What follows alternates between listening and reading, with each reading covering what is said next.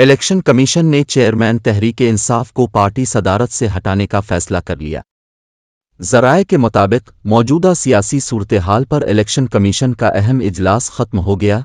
Election commission के इजलास में चेयरमैन पीटीआई को पार्टी सदारत से हटाने की कार्रवाई शुरू करने की इजाज़त दे दी गई।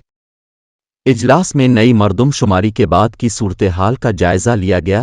आम इंतखाबात के लिए नई हल्का बंदियाँ कराने या न कराने पर भी गौर व खौज़ किया गया। ज़राए के मुताबिक इलेक्शन कमीशन ने मशावरत की कि नई मरदमशुमारी के तहत आम इंतखाबात में कितनी ताख़ीर होगी। कानूनी टीम ने इलेक्शन कमीशन को ब्रीफिंग दी।